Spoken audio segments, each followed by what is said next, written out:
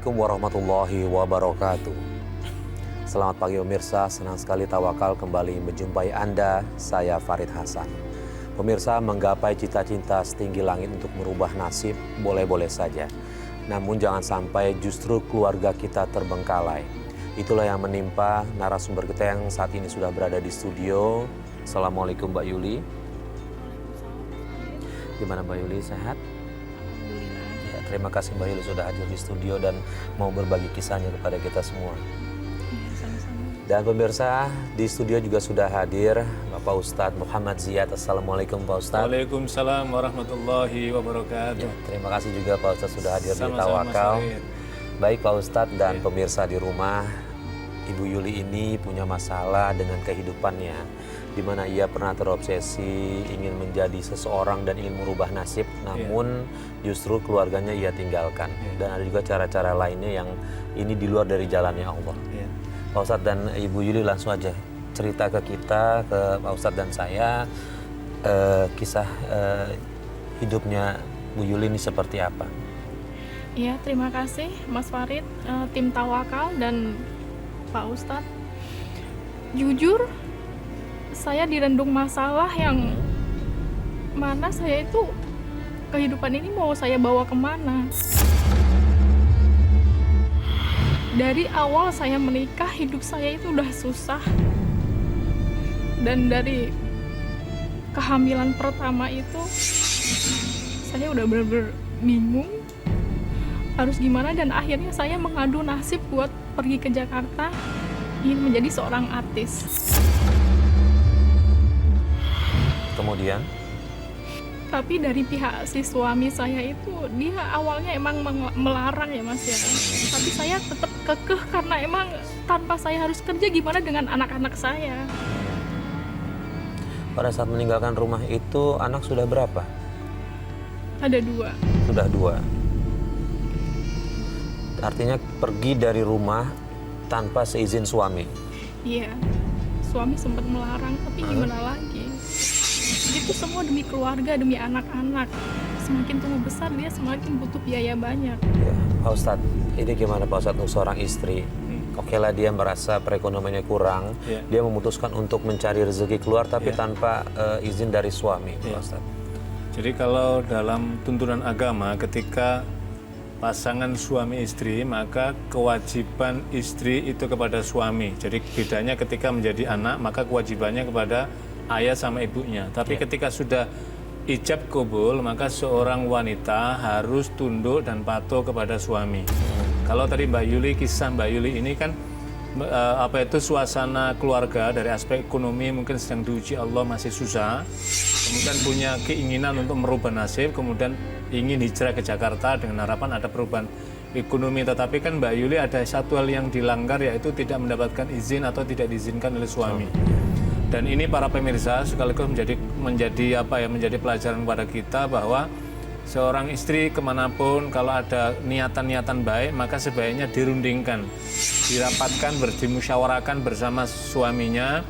Maka dengan cara seperti itu suami akan berdasarkan pertimbangan untuk kemaslahatan keluarga, mungkin akan mendapat kebaikan dan seorang suami akan mengizinkan. Maka langkah istri yang kemudian diizinkan oleh suami inilah yang sesungguhnya akan menambah keberkahan dalam mencari rezeki ini. Yang seringkali para wanita-wanita yang ingin mengejar karir itu kadang-kadang melihat aspek duniawi ansi. Dia tidak melihat ada dimensi spiritual di baliknya itu, yaitu doa dan ridho daripada seorang suami. Karena pada zaman Rasulullah SAW ada kisah menarik. Dari seorang sahabat ini, suaminya pergi bekerja, suaminya pergi di medan pertempuran bersama Rasulullah, dan istrinya diizinkan, Anda tidak boleh menerima tamu laki-laki, Anda tidak boleh bepergian, dia ikuti saja. Sampai suatu saat orang tuanya sedang sakit saja, kemudian diriwayatkan meninggal, kemudian orang ini disampaikan, kemudian sahabat mengadu Rasulullah, ini keterlaluan ini anak ini. Maka kemudian Rasulullah SAW tersenyum, berbahagialah orang tuanya meninggal karena telah memiliki seorang putri yang sangat solihah, dia berbakti pada suaminya, dan itu juga jalan ridho Allah kepada dia. Jadi kisah ini memberikan pelajaran kepada kita pentingnya apapun keputusan yang diambil oleh seorang istri, hendaknya sepengetahuan dan seizin daripada suami, karena itu insya Allah akan membawa maslahah bagi kehidupan istri dan anak-anaknya. Iya. Mbak Yuli pada saat memutuskan untuk ke Jakarta, ingin menjadi artis, kemudian apa yang Mbak Yuli lakukan nih pada saat di Jakarta? Saya mengadu nasib Mas, ikut casting ke sana ke sini, akhirnya saya udah jadi peran figuran, ekstras pun saya jalanin. Dan saya ketemu sama teman seperjuangan itu Mas ya. Dia menyarankan saya buat pasang susuk. Oke, sebentar. Jadi dari usaha semua casting ke casting nggak pernah berhasil. Iya, nyampe saya itu pernah ketipu sama agensi. Saya udah ikut syuting, tapi akhirnya fee-nya nggak dikasih sama sekali ke saya. Fee-nya nggak dikasih sama sekali. Artinya dari semua usaha nggak ada yang membuahkan hasil begitu ya. Oke, sebelum saya nanya soal susuk nih Pak Ustadz. Ya. Pak Ustadz, apakah ini bagian dari yang itu tidak izin dengan suami itu Pak Ustadz? Kenapa dia agak susah sekali untuk mendapatkan rezeki? Bisa juga dan memang sangat mungkin sekali ya. Jadi keridhaan suami itulah yang kemudian akan membuka jalan rezeki kita. Harus difahami, harus dalam konteks dari situ. Dan yang kedua, proses kehidupan kita memang tidak mudah serta-merta kemudian Allah memberikan rezeki. Allah kan menggaransi bahwa kalau orang itu menikah maka Allah akan sempurnakan separuh urusan agama. Yang kedua, Allah akan cukupkan rezekinya. Makna cukup ini juga mesti sangat tergantung pada masing-masing individu. Lalu yang kedua, tadi Mbak Yuli tadi kemudian ternyata menemui beberapa jalan kesulitan. Saya kira ini mungkin bagian dari rangkaian tadi itu yang awalnya tidak saling merelakan tadi itu, sehingga kemudian akhirnya Mbak Yuli juga tidak tenang, suaminya juga mungkin dalam posisi yang tidak nyaman gitu kan. Dan kemudian ada langkah yang kedua yang dilakukan oleh Mbak Yuli, ada kemudian melakukan apa tadi, susuk tadi. Iya, pasang susuk dia. Pasang susuk. Apa tujuannya pasang susuk Mbak Yuli? Biar auranya kebuka Pak Ustadz. Jadi setiap ada yang ngelihat saya itu ada welas asihnya, ada kasihan sama saya. Tapi memang dari saya pasang susuk itu memang jobnya selalu ngalir terus. Jadi inilah salah satu bagian dari cara setan memainkan masuk di dalam. Ini kan ilmu yang sesungguhnya ilmu yang tidak diizinkan dalam tuntunan Islam. Karena tidak kecuali main susu itu dalam makna untuk aspek kesehatan. Medis mengatakan kemudian dibantu, mungkin itu soal lain. Tapi kalau ada dimensi magis yang kemudian dengan harapan kemudian menimbulkan daya tarik pada yang lain, maka ini sudah masuk dalam permainan setan tadi. Setan mempermainkan pandangan orang, kemudian itu kan keyakinan. Jadi tersugesti jalan tadi itulah. Inilah yang dalam banyak kehidupan seringkali orang tidak menyadari dan terjerembab dalam praktek itu. Jadi untuk membuka aura maka kemudian bermainlah apa itu hal-hal yang diharamkan oleh Allah. Padahal sesungguhnya ada inner power, kekuatan dalam diri kita itu apa? Pesona dalam diri kita itu ya akhlak kita, pesona dari kita itu ya pancaran ucapan kita, pesona dari kita itu ya perilaku kita, pesona dari kita itu ya intelektual kita, pesona dari kita itu adalah bagaimana kita membangun interaksi komunikasi dengan orang lain. Maka saya kira dari sanalah pintunya, tapi tidak dengan cara-cara yang dimasukkan tadi. Ini kan masuk dalam kategori kahin ini, dalam perdukunan. Setuju itu kan karena ada daya magis tadi itu. Jadi Nabi SAW mengatakan begini, man ata kahinan. Siapa yang mendatangi suatu dukun, kemudian ia summa utumina, kemudian ia mempercayai ucapan-ucapan tadi, termasuk tadi itu kan masuk di sana, maka kata Nabi apa? Allah tidak akan menerima 40 hari 40 malam ibadah dia. Itu jadi bisa dibayangkan, orang satu kali ibadah tidak diterima saja. Itu merupakan kerugian yang luar biasa, apalagi long time sepanjang 40 malam. Apa maknanya pesan ini? Pesannya adalah bahwa ini masuk dalam perbuatan yang tidak Allah sukai, perbuatan yang melanggar ketentuan agama. Maka kembalilah kepada jalan Allah, ada jalan pintu membuka rezeki yang Allah berikan kepada hambanya. Yuli, setelah pasang susuk, job mulai banyak, Iya, benar. kerjaan banyak. Artinya keuangan juga sudah mulai ada ya. Sudah mulai ada. Ada hubungan dengan suami kah? Komunikasi suami dengan anak yang ditinggalkan setelah Ibu Yuli udah punya uang? Saya emang dari hasil itu emang sengaja saya nyimpen buat tabungan Mas. Tapi saya akhirnya pulang ke kampung dengan harapan si suami sama anak itu senang dan bangga sama saya. Tapi nggak tahu ya, malah mereka nggak akan mengenali saya. Malah nggak mau ngerti, nggak mau tahu keadaan saya seperti apa. Malah si anak menjauh dari saya, kenal aja enggak.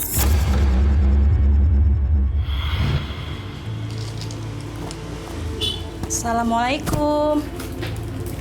Dira, anak mama. Ya Allah, cantik sekali. Udah besar kamu, nak. Sini, tante siapa sih? Dira, ini mama, nak. Ini mama. Ya, mama, sayang. Enggak. Sayang. Sayang, Dira. Ayo, ayah. Dira. Ini mama, Dira. Dira. Ini mama. Enggak. Dira, ini mama yang lahirin kamu. Ini Dira. Yuli, ngapain kamu balik? Udah pergi sana. Mas, kamu apain anak kita, Mas? Dia jadi lupa sama aku, Mas. Ya ampun, Mas. Dira, sini Dira, sayang, sini Dira. Enggak. Dira, sini Dira. Ih, stop. Sayang. Kalau benar tante mama aku, mana buktinya? Dira, maafin mama, Dira. Ini mama ada buktinya, sayang. Kamu tuh anak mama, sayang. Nih, foto kamu waktu kecil. Ini ayah, ini mama. Ini mama juga beliin oleh-oleh buat kamu. Ini sayang, pakai baju ini sayang. Ini baju buat kamu. Ini Dira. Sayang, pakai ya. Peluk ibu saya. Ibu kan. Dira. Dira ibu kan. Enggak, aku nggak mau. Ibu kan.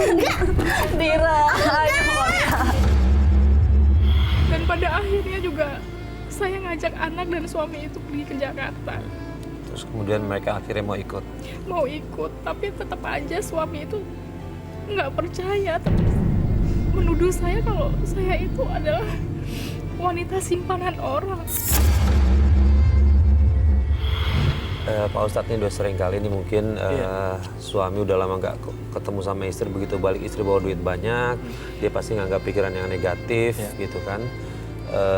Ini gimana nih Pak Ustadz nih untuk menyadarkan suaminya ini? Iya, yang pertama untuk menyadarkan suami tentu komunikasi. Ini kan akibat dari proses awal tadi yang ketiadaan adanya keterbukaan dan kejujuran masing-masing. Orang itu kalau terbuka, ada kejujuran masing-masing, maka orang biasanya saling tafahum, saling memahami. Kalau sudah saling tafahum, maka dia akan tafaul, saling bekerja sama. Jadi Mbak Yuli sesungguhnya punya misi mulia, yaitu ingin menambah kehidupan ekonomi keluarga, ingin meringankan beban kerja berat dari suaminya sudah bagus. Cuman kan tadi proses awalnya tadi itu. Yang kedua kemudian menggunakan jalan susuk tadi, saya kira itulah mungkin bagian dari yang dimaksudkan menarik aura tadi, ternyata bisa juga. Yang ketiga kemudian anaknya, karena ini kan proses anak yang seharusnya di dalam bimbingan, dalam asuhan.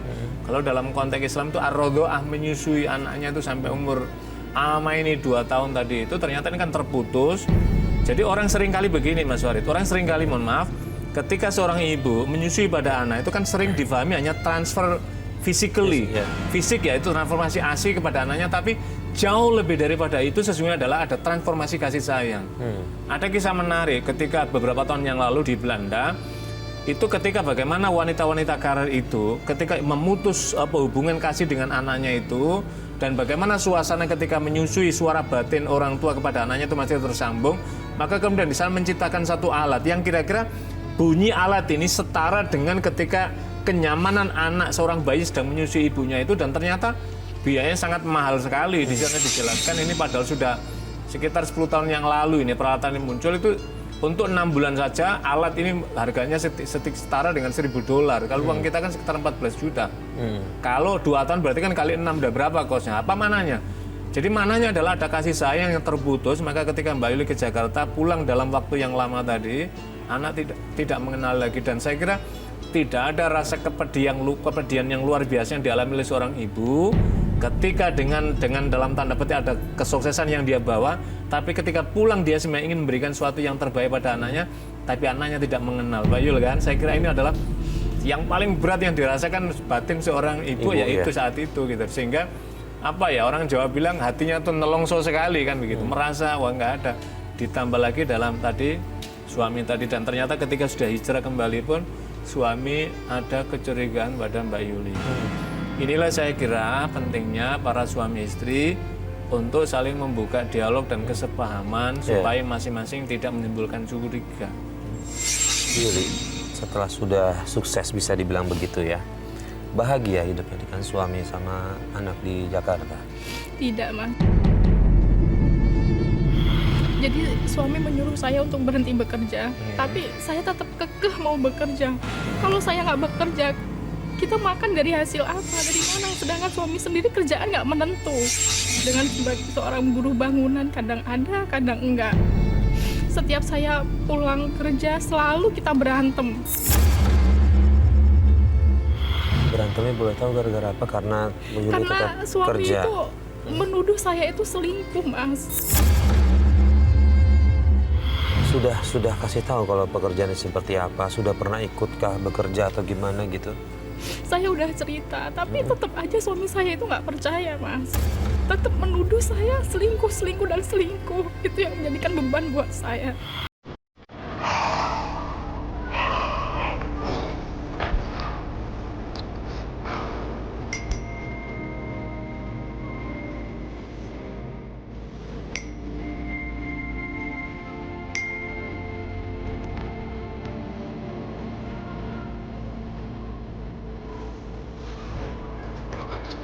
Yuli! Yuli, bangun Yuli! Bangun! Yuli! Apa sih Mas Alan? Lihat ini SMS. Yuli! Iya apa sih? Kasar banget sih jadi laki-laki. Kamu udah berselingkuh ya? Selingkuh apaan sih? Ini buktinya, kamu nggak bisa mengelak lagi. Apa? Lihat ini, kamu sayang-sayangan ini, lihat sayang. Itu Sama teman lelaki saya, siapa ini? Mas. Itu teman. Dasar wanita. Lihat ini, Aku apa buktinya? kamu sudah berani berselingkuh di belakangku ya? Aku cinta sama dia, Mas. Mas Dasar kasar. kau. Mas jahat. Kasar. Oke, terus kemudian hubungan rumah tangganya setelah sering berantem ada cerita apa lagi kah atau memutuskan untuk pulang lagi suami? Enggak. Pada suatu hari memang suami itu tahu kalau saya itu pakai susuk. Dan suami selalu berusaha untuk saya itu biar melepas susuknya tersebut. Dan pada akhirnya saya ngelepas itu susuk.